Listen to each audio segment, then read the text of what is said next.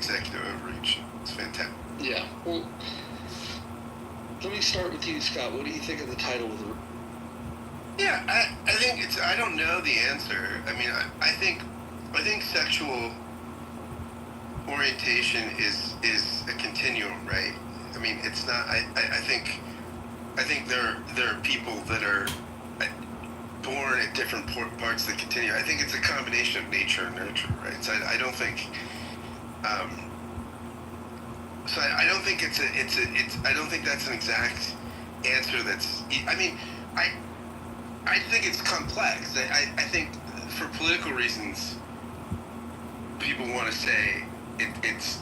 No, I think to say it's not a choice is fair, right? I think people that feel like, hey, I didn't make a conscious choice at like 19. Oh, I'm going to be gay. Or something. I understand that, right? Like, because this is something that probably has genetic and psychological factors in it, which is why it's a sort of dynamic continuum. But I think it's a bold. I don't know that I think it's whole like a thing like gender at birth or biological sex at birth.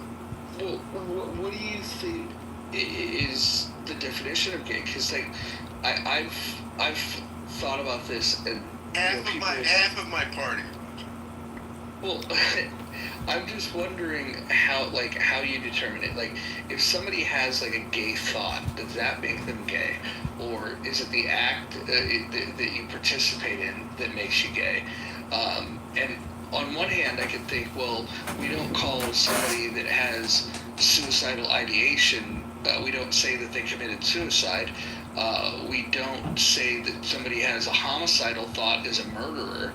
And so I wonder if the definition is like, let's say somebody was born with a particular orientation, the behaviors are still going to be a choice, and so there's that. But then if you looked at that particular line of thinking from a slightly different lens, you could then say, okay, well then what if they participate in the behavior but they don't enjoy it? Does that, so is it the behavior, or is it, the preference? Yeah, that's interesting. I had a professor when I was in my master's program who wrote a book called The Bible and Homosexual Practice, and it's probably the most comprehensive book on the traditional view. It was written a while ago, around 2000 or something. Early 2000s maybe. But it's a well-researched book, and he's a quirky guy, but he used the term homosex, not homosexual, for this very reason. He didn't want to raise it. So the middle schooler in you, if you have one of those like me, at about the 8th time you read the term homosex, you just can't stop laughing out loud.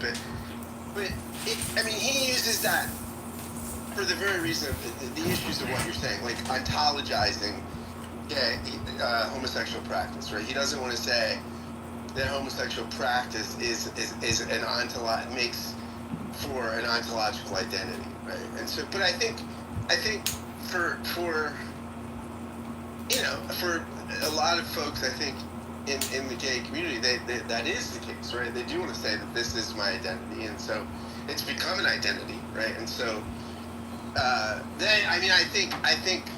And you can, look, and there's lots of reasons why, politically, in the sort of movement for gay rights, right? You'd want to say this is biologically fixed, right? Something that it's not chosen, like being black or being a woman, right? So then I'm treated the same way in political discussion. So I kind of get that.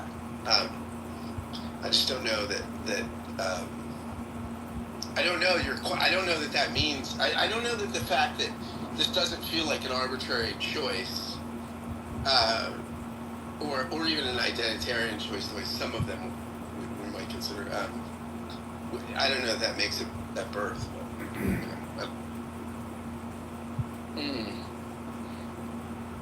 Do you have any thoughts on this? Well, I don't have any conclusions on this. Asked another way, what when you think of this, can you personalize it?